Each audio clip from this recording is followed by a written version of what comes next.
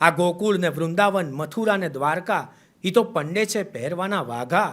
રાજીપો હોય તો અંગ ઉપર ઓઢીએ, નહીતર રખાય એને આઘા. આ સઘળો સંસાર મારા 16 શણગાર, પણ અંતરનો આતમ એક રાધા. હવે પૂછશોમાં કોણ હતી રાધા, હવે પૂછશોમાં કોણ હતી રાધા.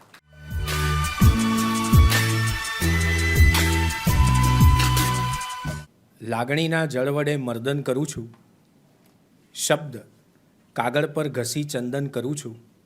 2 ગઝલ 2 ગીતના પુષ્પો ચઢાવી માતૃભાષાને પ્રથમ વંદન કરું છું. ઐશ્વર્યા રાયની આંખો જેવા, અમિતાભ બચ્ચનની ઊંચાઈ જેવા, જગજીતજીની ગઝલ જેવા અને વિરાટની વિરાટ બેટિંગ જેવા આપ સૌ સરસ મજાના ગુજરાતીઓ અને ગુજરાતણોનું હું અંકિત ત્રિવેદી લીલીછમ ભાષામાં ભીનુંછમ સ્વાગત કરું છું. શિયાળાની સવારનો તડકો છે અને વિષય છે ફ્રેન્ડશિપનો, પ્રેમનો અને કૃષ્ણનો. એટલે આટલા સુગિયા મોઢા સાથે અહીંયા ના બેસતા, બિલકુલ મજા કરજો. કારણ કે કૃષ્ણ ક્યારેય સિરિયસ રહ્યા જ નથી, પ્રેમ ક્યારેય સિરિયસ થતો જ નથી, ફ્રેન્ડશિપમાં ક્યારેય સિરિયસનેસ હોતી જ નથી. પ્રેમ ક્યારેય સિરિયસ થતો નથી એનો મતલબ તમે જે લો છો એવું નથી લેતો.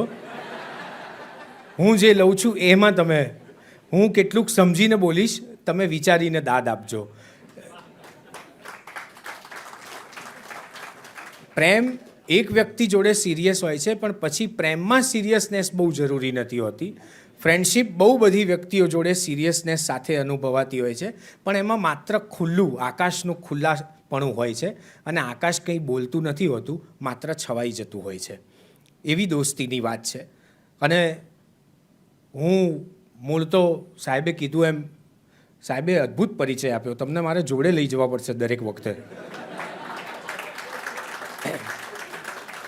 બાકી પરિચય આપતી વખતે મને મારો પરિચય સાંભળવો પડે છે ને, એ એટલું દુઃખદ લાગે છે કે મેં આ બધું શેના માટે કર્યું એવી ફીલ આવે. પણ સાહેબે એટલું રસપ્રદ રીતે, તમે ખરેખર જેટલું સિરિયસલી હું બોલ્યો નથી એટલું સિરિયસલી તમે મને સાંભળ્યો લાગે છે. થેન્ક યુ સાહેબ, ખરેખર બહુ આનંદ આવ્યો. સાહેબે પરિચયમાં આમ તો બધી સરસ વાત કરી અને મને ગમી પણ ખરી. અને હું એટલે જ કહું છું કે હું બહુ હળવો માણસ છું. તમારાથી કદાચ 2-5 વર્ષ આમ તેમ ભૂલચૂક લેવી દેવી, પણ હું બિલકુલ યુવાન માણસ છું અને માણસોને યુવાન રાખવાની ધગશમાં આગળ વધતો હોઉં છું. આપણે આપણી ઉંમરને સ્ટેચ્યુ કહી દીધું છે અને આ જગતમાં કૃષ્ણ જેવો વ્યક્તિ બીજો એક પણ નથી. એનું કારણ તમને આપું. તમે બુદ્ધ પાસે જશો તો તમને કરુણા મળશે, તમે શંકર પાસે જશો તો તમને સ્મશાનની શાંતિ મળશે, તમે રામ પાસે જશો તો તમને મર્યાદા મળશે, પણ તમે કૃષ્ણ પાસે જશો તો તમને શું મળશે? ખાલી દોસ્તી મળશે. એ દોસ્ત, આ એક ભગવાન એવા છે જેમણે માણસ વેડા વધારે કર્યા છે. આ એક ભગવાન એવા છે જે આપણને માણસ તરીકે વધારે પસંદ આવ્યા છે. કૃષ્ણને તમે કેવી રીતે મૂલવશો? Friend, philosopher, guide? ગોકુળના કૃષ્ણ સાવ જુદા છે, દ્વારિકાના કૃષ્ણ સાવ જુદા છે, યુદ્ધ ઉપર કુરુક્ષેત્રના કૃષ્ણ સાવ જુદા છે, અને છતાં એ બધા કૃષ્ણ એક જ છે. રામ લગલગાટ જન્મથી અંત સુધી એક જ રામ લાગ્યા છે, મર્યાદા પુરુષોત્તમ. પણ આ તો નિયમ લે, નિયમ તોડે, કશું કરે, અને કોઈ લેવા દેવા નહીં. ક્યારે કાઉન્સની બહાર જતા રહે, ક્યારે કાઉન્સની અંદર હોય, ક્યારે પુસ્તકમાં હોય, ક્યારે મસ્તકમાં હોય, આનું કશું નક્કી નહીં. અને એટલે જે કૃષ્ણ છે, કૃષ્ણ શબ્દમાં કૃષ્ણ એટલે આકર્ષણ. જે આકર્ષણ છે એ કૃષ્ણનું છે. તમને અહીંયા એવું કહેવામાં આવે કે ડિસેમ્બરની સાંજ છે, 31મી ડિસેમ્બરની રાખો ને સાહેબ, વાંધો નથી ને તમને? હા, તો 31મીની સાંજ છે અને અહીંયા કૃષ્ણ, રામ, શંકર બધા ભગવાનો છે અને તમારે કોઈ એક ભગવાન સાથે કોફી હાઉસમાં જવાનું છે. ચારું સેટ છે એટલે કોફી હાઉસ કહું છું.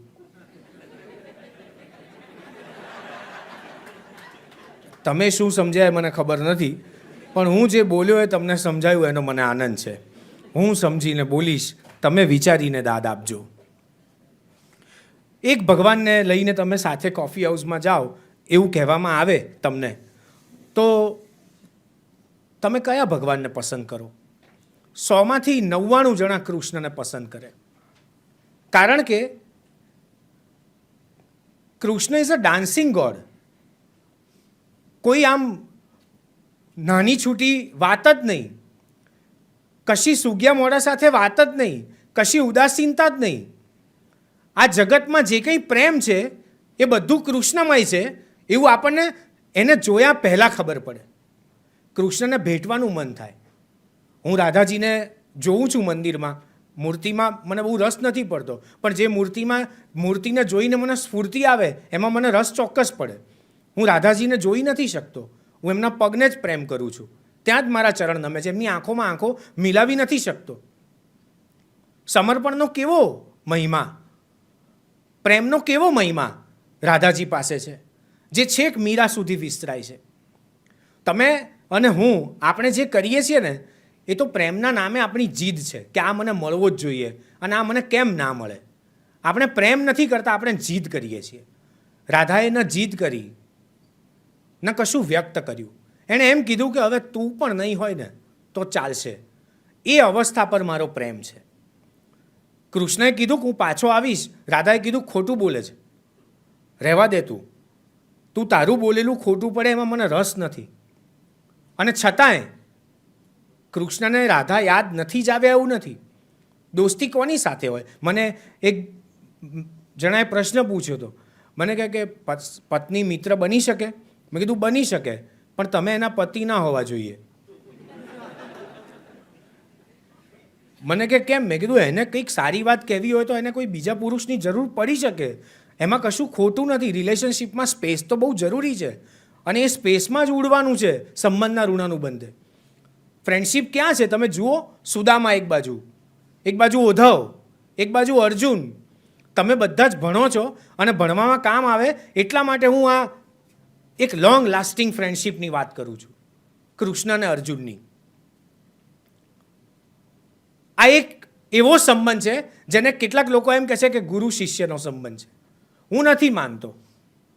ગુરુ અને શિષ્યનો નાતો બહુ જુદો હોઈ શકે, પણ બે દોસ્તો વાત કરે ત્યારે એનો નાતો મદમાતો હોય એવું બની શકે.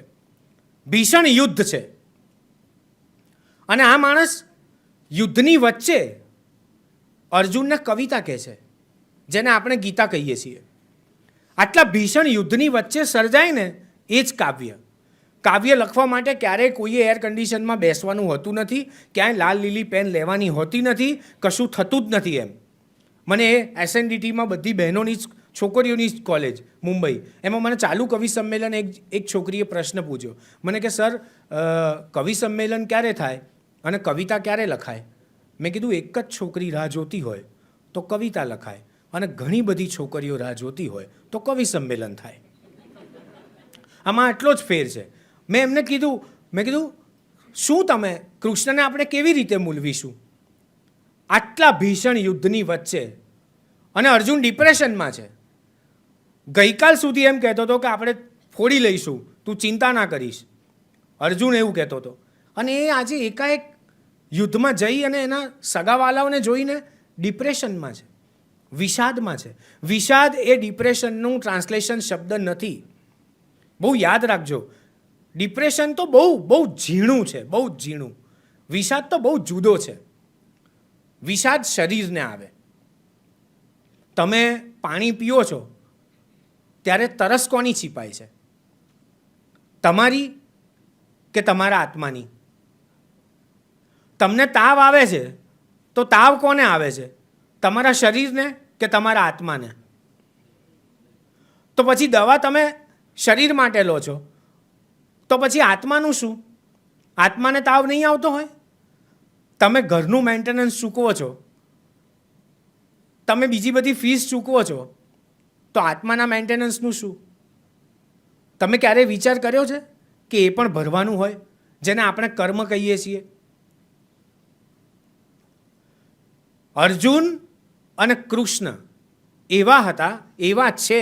ગીતા એક જ ગ્રંથ એવો છે જે માનસશાસ્ત્રનો સૌથી પહેલો ગ્રંથ છે અને મને એવું કહેવા દો કે આનાથી મોટો રેફરન્સ ગ્રંથ બીજો કોઈ જ જન્મ્યો જ નથી.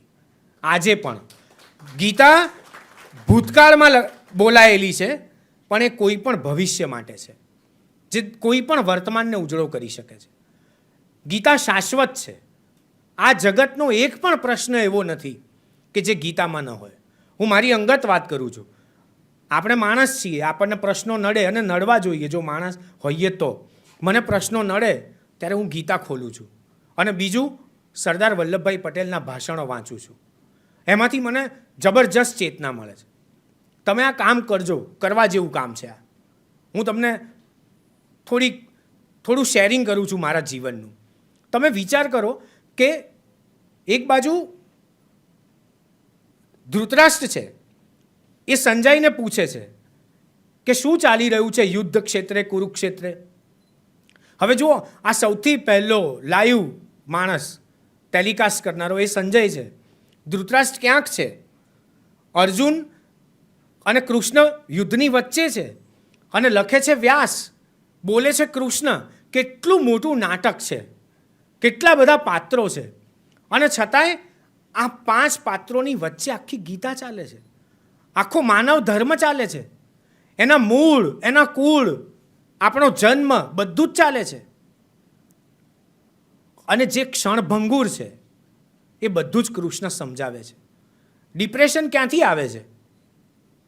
કોઈ એમ માને ને કે ડિપ્રેશન મને મારે કારણે આવે છે તો એ ગોથું ખાય છે. ડિપ્રેશન સંબંધોમાંથી જ આવે. તમે કોઈકની જોડે બોલ્યા ને તો ડિપ્રેશન આવશે જ. વાર્તાની શરૂઆત ક્યાંથી થઈ આ જગતમાં? પહેલાં તો એક જ વ્યક્તિ હતી, પછી ઈવ જન્મી, આદમ અને એવીએ વાત કરી, એ ત્રીજી વ્યક્તિએ સાંભળી, જે વ્યક્તિએ સાંભળી એ વ્યક્તિએ આદમ અને ઈવની વાત લખી, એટલે એ વાર્તા બની. અહીંયા કવિતા બને છે. ક્યારેક એવું લાગે છે કે અર્જુન કૃષ્ણને ઉશ્કેરે છે. કૃષ્ણને બોલવું નથી, પણ અર્જુન એને ઉશ્કેરે છે ને તો કૃષ્ણ એને ઉશ્કેરવા દે છે કે હા હા કંઈ વાંધો નહીં, હું તને આનો પણ જવાબ આપું, ચલ આનો પણ જવાબ આપું.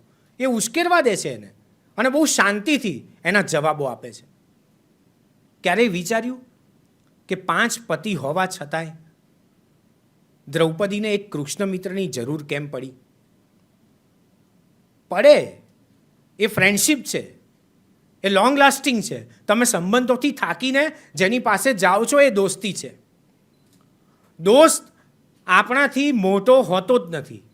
દોસ્ત કોઈ અનયુઝ્યુઅલ વ્યક્તિ છે જ નહીં. દોસ્ત આપણા જેવો જ છે, એટલે આપણો દોસ્ત છે. એ ખુમારીનો વિષય છે. એ આપણે જેટલા સામાન્ય છીએ એટલો જ એ સામાન્ય છે. કૃષ્ણએ ક્યાંય એના દોસ્તો આગળ એના સામાન્યપણાને બાજુ પર નથી મૂક્યું. સુદામા મળવા ગયા દ્વારિકા તો સામે ચાલીને ગયા, બધું હડસેલીને ગયા કે મારો દોસ્ત આવ્યો છે. ત્યાં રાજાપણું નક્કી વચ્ચે ના આવ્યું. એણે બધા નિયમો નેવે મૂકી દીધા. પ્રેમની તો બહુ જુદી વાત છે.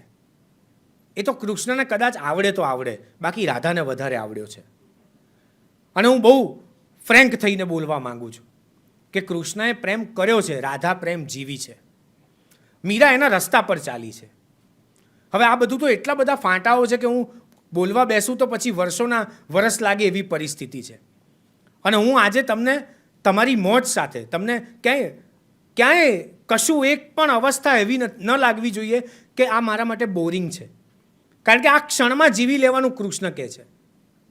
અર્જુનની પરિસ્થિતિ એવી હતી કે પરીક્ષા આપવા તૈયાર નહોતો, યુદ્ધ કરવા તૈયાર નહોતો.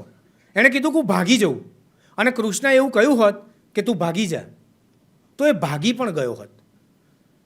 એની સ્થિતિ એવી હતી કે એના શરીર ઉપર એક માખી બેસે ને તો પણ એ પડી જાય એવો હતો. એટલું એનું ડિપ્રેશન હતું. અને કૃષ્ણએ કહ્યું યાદ રાખ, તું ક્ષત્રિય છે, તારો ધર્મ છે યુદ્ધ કરવો, તારો ધર્મ છે યુદ્ધમાં મૃત્યુ પામે તોય તું ક્ષત્રિય તરીકે મૃત્યુ પામીશ, વીર તરીકે મૃત્યુ પામીશ. હે અર્જુન, તું સ્થિર રહે. હે અચ્યુત, એના માટે અચ્યુત શબ્દ વાપરે. ગીતામાં અર્જુન માટે વપરાયેલા શબ્દોનો એકવાર અભ્યાસ કરવા જેવો છે. બહુ મજા પડે એવી વાત છે. મને કેમ એવું લાગે છે કે અર્જુન કેમ ડરી ગયો હતો? કારણ કે એણે એકાંતવાસ જ્યારે એને આપવામાં આવ્યો પાંચે પાંડવોને કે તમારે તમારા નામકરણ બધું બદલીને એકાંતમાં જીવવાનું છે, ત્યારે અર્જુન બૃહનલ્લા નામની સ્ત્રી બનેલો. એ સ્ત્રીના વેશમાં હતો. અશોક કાકા, મને એવું લાગે છે કે આ માણસને ક્યાંક એની અંદર એ પેલું સ્ત્રીત્વ હતું ને, એ બીતું હતું કે મારા કાકા, મામા, મામી આ બધા મારી સામે છે, મારા સગાઓ, હું કેવી રીતે લડું. અને વાત તો સાચી છે, દરેક પુરુષમાં થોડી સ્ત્રી ઢોળાયેલી છે અને દરેક સ્ત્રીમાં થોડો પુરુષ ઢોળાયેલો છે, પણ એનું બેલેન્સ હોવું જોઈએ. એટલે આપણે ત્યાં અર્ધનારેશ્વર છે, એમને એમ નથી. આપણા ઈશ્વરને જુદી રીતે જોજો, એની મીથને સમજજો. શંકર અને પાર્વતી જેવું લવેબલ કપલ બીજું એક પણ નથી. આ એ શંકર છે જે સ્મશાનમાં રહે છે અને છતાંય પાર્વતીને એમ કહે છે કે આવ, હું તને મારા ખોળામાં બેસાડું અને આજે તને રામજીની કથા કહું, હું તને રામાયણની કથા કહું. કયો પતિ એવો હશે કે જે એની પત્નીને ખોળામાં બેસાડીને રામાયણ કહે? તમે કલ્પી જુઓ સહેજ. આ આપણા ઈશ્વર છે જેના ખભા ઉપર આપણે બેઠા છીએ. એની ઉપર શંકા કરવા જેવી નથી, માત્ર શ્રદ્ધા રાખજો. પરિસ્થિતિ તો આજે ખરાબ છે, કાલે બદલાઈ જશે, કાલે ગુલાબ થઈ જશે. સુગંધ આજે નથી ને કાલે ફરી પાછી પ્રગટશે. રાત તો એટલે આવે છે કે દિવસની કદર થાય આપણને. સુરત તો એટલે આથમે છે કે બીજા દિવસે ઉગે એનું ભાન થાય આપણને. રજનીશજીએ કહેલું કે આ દુનિયામાં જેટલું ફ્રી મળે છે ને એની આપણને પડી જ નથી. આ પ્રકાશ, પાણી, વાયુ, આકાશ આ બધાની આપણને પડી જ નથી જે ફ્રીમાં છે. અને આપણે શું શોધીએ છીએ? Wifi, internet. કોઈ વ્યક્તિ આપણી જોડે વાત કરતું હોય ત્યારે આપણે મોબાઈલમાં હોઈએ. હા બોલ ભાઈ, શું છે? એટલે ખબર પડે કે આપણને તો ઇગ્નોર કરે છે, એ આપણને સામાન્ય રીતે લે છે, એને આપણી વાતમાં રસ નથી. યાદ રાખજો, જ્યાં ખુલો ને ત્યાં ભરપૂર ખુલો. કૃષ્ણને આ સમજજો, એ જ્યાં ખુલ્યા ને ત્યાં ભરપૂર ખુલ્યા. એમણે એમના વિરોધીઓને માત કરવા માટે પ્રયત્ન નથી કર્યો, આડંબર નથી કર્યો. જેવા હતા, આ મેનેજમેન્ટના બહુ મોટા નિયમો છે. તમારે વિરોધીને માત કરવા હોય તો શું કરવું? એના સૌથી મોટો નિયમ અત્યારે નરેન્દ્રભાઈ જીવે છે. એક વાક્યમાં કહું, વિરોધીઓને પાસે રાખવા. કોઈ બોલી જ ન શકે, કોઈ બોલી શકે એમ નથી. કૃષ્ણએ આ જ કર્યું.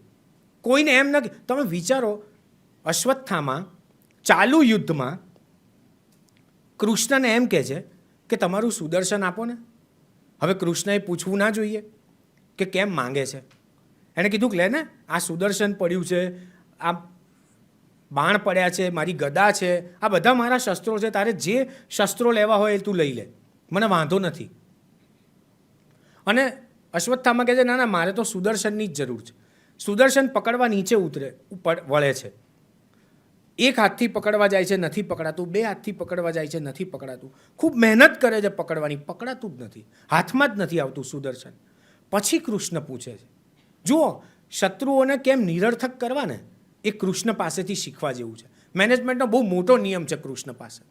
એણે હવે પૂછ્યું, એ પેલો થાકી ગયો ને ત્યારે, કે તારે કામ શું છે આ સુદર્શનનું? મારો દીકરો પ્રદ્યુમ્ન એ નથી લેતો, આ અર્જુન જેનો હું સારથી છું એણે સુદર્શન માંગ્યું નથી, તારે આ સુદર્શનનું કામ શું છે અશ્વત્થામાં? અને અશ્વત્થામાં એમ કહે છે કે મારે આ સુદર્શનથી તમારો વધ કરવો છે. બોલો સાહેબ, કેવી રીતે સાંભળી શકે ચાલુ યુદ્ધમાં કોઈ વ્યક્તિ જ્યારે એમ કહે કે તમારા શસ્ત્રથી મારે તમને મારી નાખવા છે? આ કૃષ્ણ છે, સસ્મિત. તારી વાત સાચી છે અશ્વત્થામાં, તારે મારો વધ કરવો જોઈએ, પણ તારે યાદ રાખવું જોઈએ કે જે શસ્ત્રોનો મેં ઉપયોગ કર્યો છે એ મને બરાબર વાપરતા આવડે છે, એટલે એનો વિનાશ કરતાં મને આવડે છે. તારે મને મારી નાખવો હોય તો તારે તારું શસ્ત્ર બનાવવું પડશે અને એનાથી તું મારો વધ કર, તો હું તૈયાર છું. તું મને મારા શસ્ત્રથી નહીં મારી શકે. આમ અશ્વત્થામાની માંગણી નિરર્થક કરી નાખે છે. વિરોધીઓને એમ નથી કહેતા કે તમે ખોટા છો, એમને એમ કહે છે કે તમે સાચા છો, પણ તમે તમારું શસ્ત્ર ઊભું કરો મને મારી નાખવા માટે.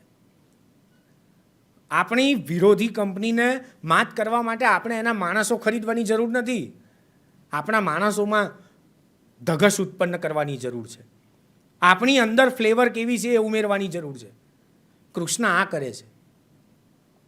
અર્જુન બિલકુલ ડિપ્રેશનમાં છે. એક શબ્દ બોલી શકે એમ કહે છે કે રહેવા દે, નહીં થાય. અને આ કહે છે કે યુદ્ધ તો કરવું જ પડશે, નહીં ચાલે.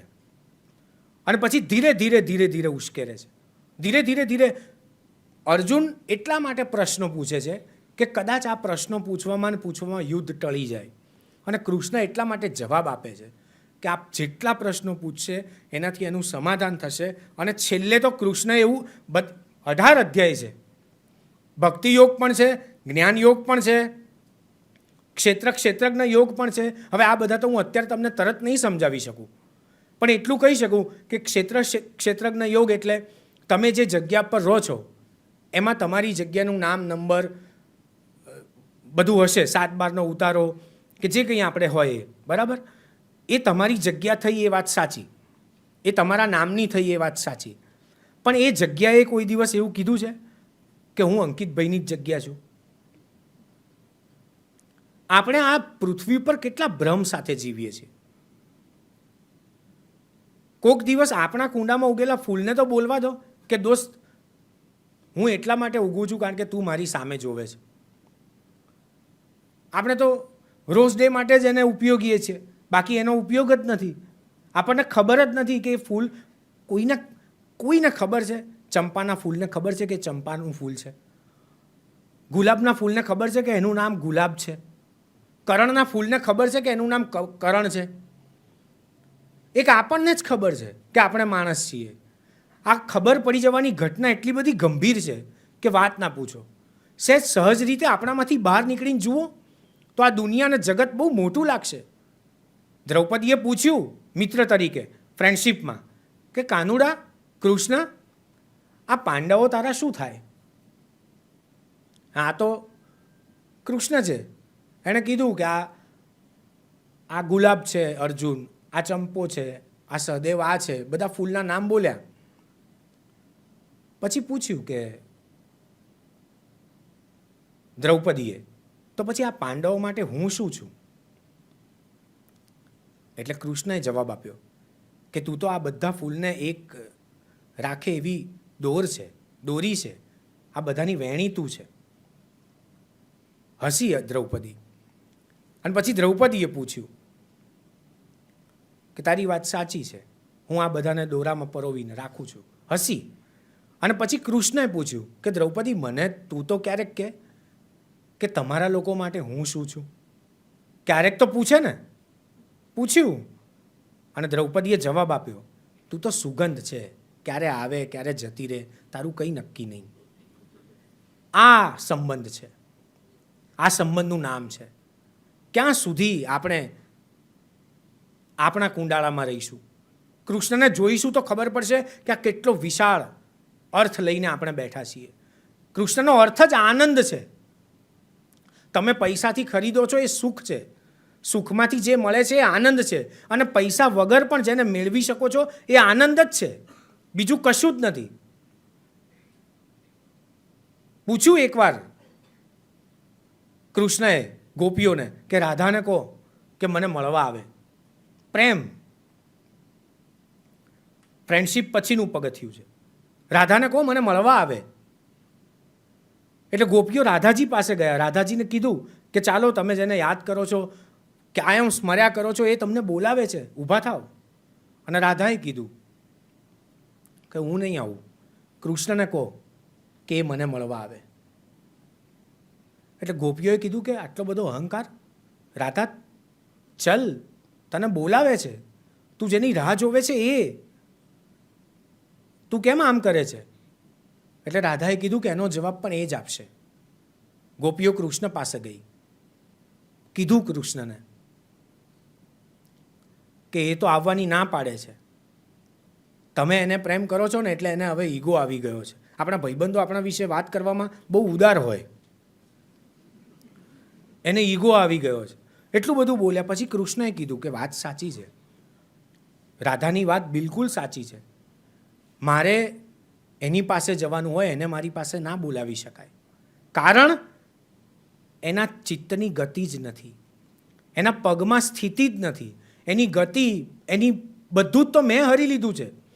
એની પાસે કશું છે જ નહીં કે ઊભી થઈને આવી શકે. એનું બધું મારી પાસે છે, એની સ્થિતિ જ નથી. સંપૂર્ણ નિશ્ચલતા, સંપૂર્ણ નિર્ભરતા એ રાધા છે. તોમાર ગર્વે ગર્વિણી આમી, રૂપસી તોમાર રૂપે. હું તો તારા ગર્વથી ગર્વિણી છું, હું તો તારા રૂપથી દૈદીપ્યમાન છું. આહલાદીની શક્તિ છે, મહાભાવ છે. બધા ભાવ ઓગળી જાય ને એ પછીનો એક ભાવ છે કે અભાવ. એ સ્થિતિમાં જીવે છે રાધા. બહુ અઘરું છે રાધા બનવું. હમણાં થોડાક દિવસ પહેલાં ઇમરોઝજી એક્સપાયર થઈ ગયા અને મેં એક વિડીયો કરેલો. ઇમરોઝજી, અમૃતા પ્રીતમ અને સાહિર લુધિયાનવી. મને એટલી બધી અલગ અલગ કમેન્ટ આવી, મેં બધાનો જવાબ તો હું આપતો જ નથી, કારણ કે આપી શકું એમ હોતો નથી. પણ મેં એ કમેન્ટના જવાબ ઓલરેડી એમાં આપેલા જ હતા કે સાહેબ, તમે જેને પ્રેમ કરો છો ને એની ઉપર શંકા રાખો છો ત્યારે પરિસ્થિતિ બદલાય છે. ના સાહિર સાહેબ આખી જિંદગી બોલ્યા, ના અમૃતાજી બોલ્યા. ગુલઝાર સાહેબે તો એને સ્વીકાર્યો, પણ જાવેદ અખ્તર સાહેબે કીધું કે वो तो अंगत प्रेम है, उनको जाने दीजिए, आप और कोई बात कीजिए.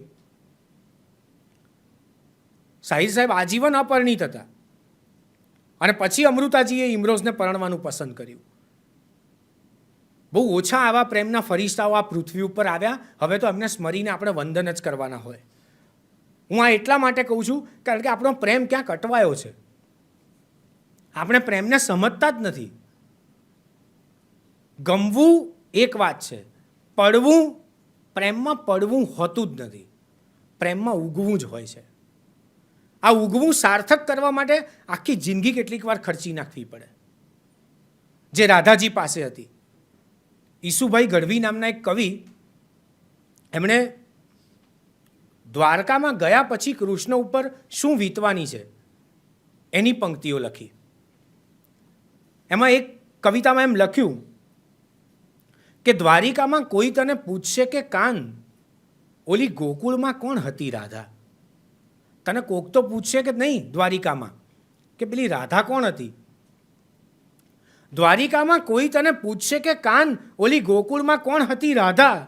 તું શુરે જવાબ દઈશ માધા. તારું તે નામ તને યાદ નહોતું તે દીથી રાધાનું નામ હતું હોઠે.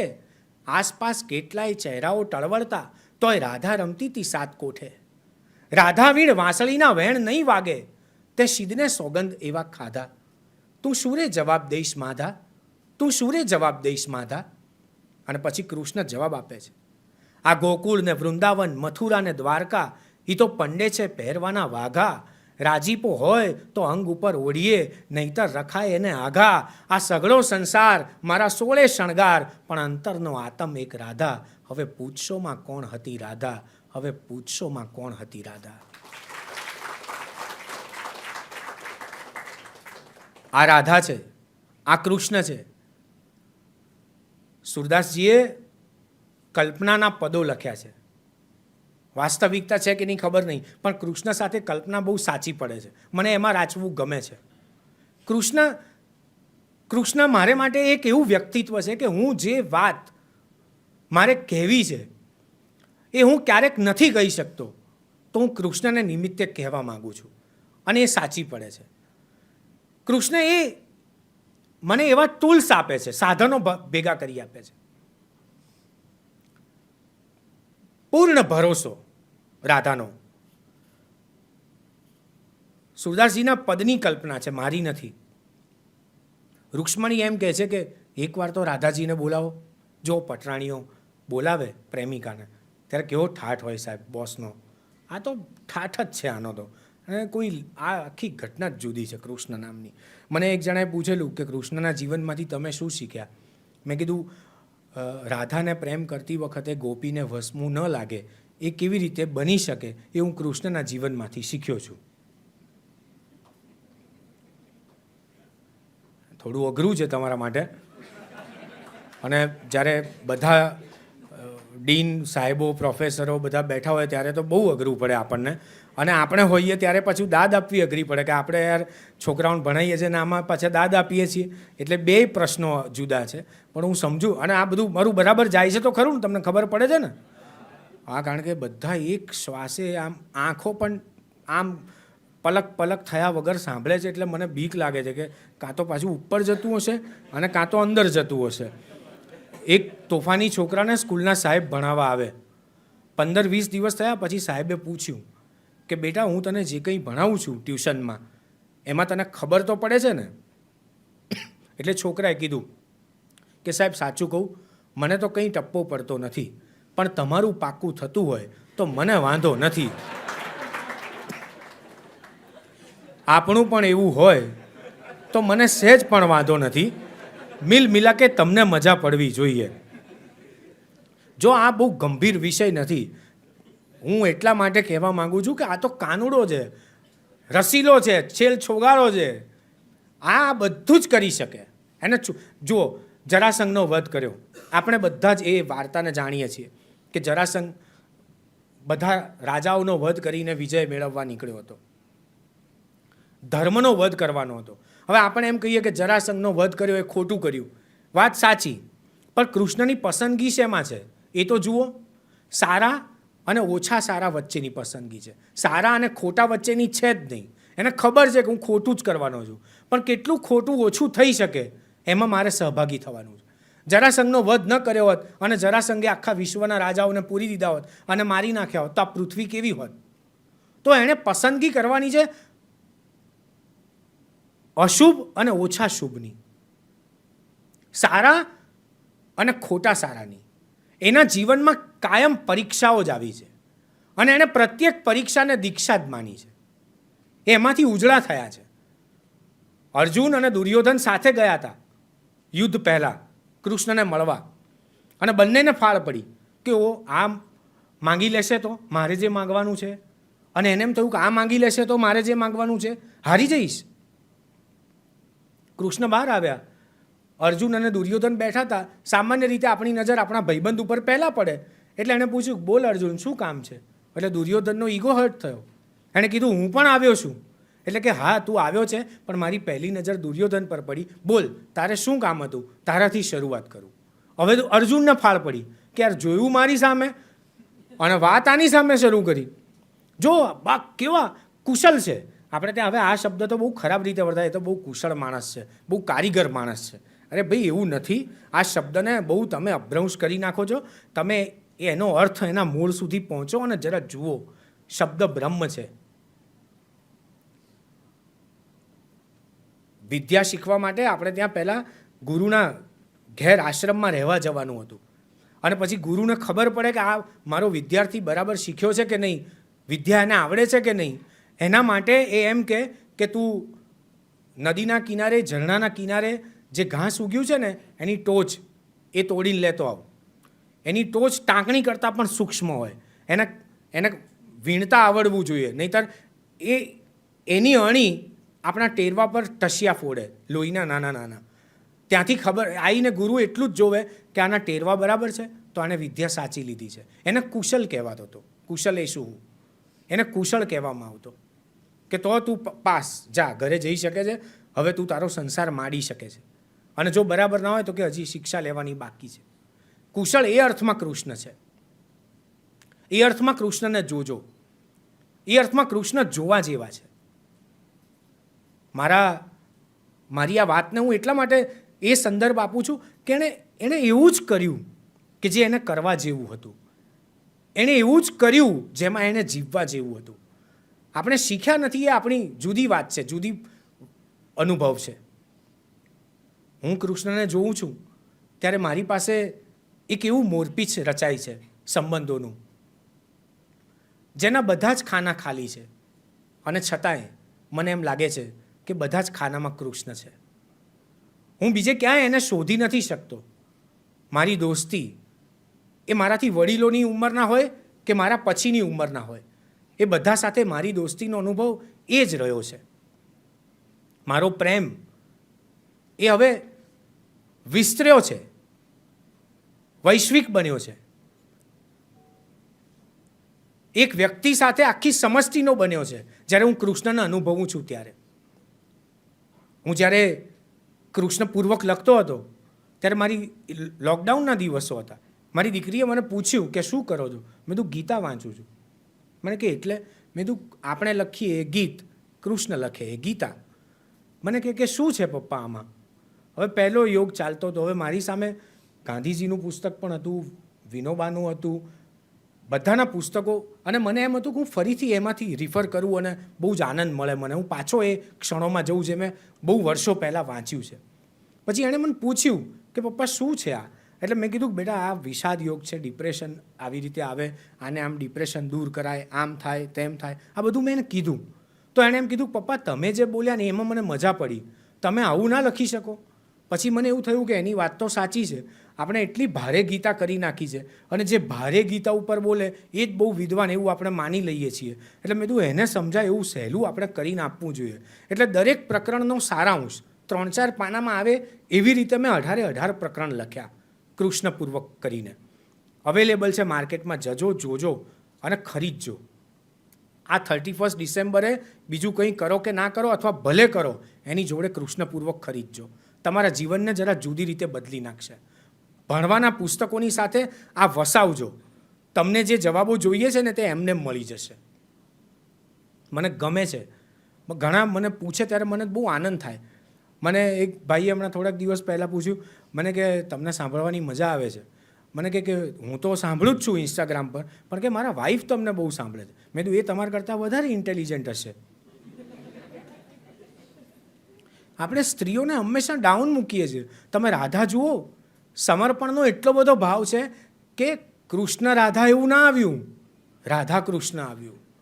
બધું જ ત્યજી દઈએ ને તો આગળ જવાય. કેટલીક વાર આપણી જોડે ચાલનારી વ્યક્તિ આપણાથી નાખુશ થઈ જાય, એને રાતોરાત એવું લાગે કે આનામાં ખૂબી હતી, હવે આનામાં ખામીઓ છે, ત્યારે ઊભા રહી જજો. એ તો ઊભી જશે, તમે ઊભા રહી જજો.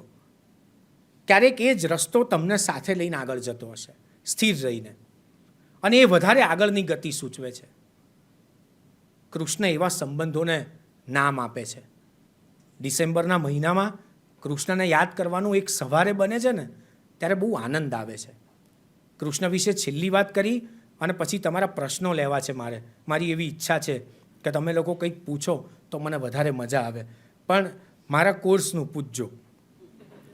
કોર્સ સિવાયનું હું પ્રયત્ન કરીશ, બાકી કોર્સમાં જવાબ આપવાનો પ્રયત્ન કરીશ. કૃષ્ણ એ મારી દ્રષ્ટિએ એક કેમિસ્ટ છે. તમે કેમિસ્ટની દુકાને જાઓ તો બધી જ દવાઓ તમારા કામની નથી હોતી. ડૉક્ટરે પ્રિસ્ક્રિપ્શનમાં જે લખી આપી હોય એ દવા કેમિસ્ટ પાસે જરૂર હોય છે. એનો મતલબ એવો નથી કે આ બધી દવાઓ નકામી છે, આપણા માટે આટલી જ છે એટલે આપણે આટલા જ સ્વાર્થી, આટલી જ આપણા કામની, એવું નથી. કૃષ્ણ એવા કેમિસ્ટ છે જે તમને તમારી દવા તો આપે જ છે, પણ દરેકને જે દવા જોઈએ છે ને એ એની પાસે રાખે છે.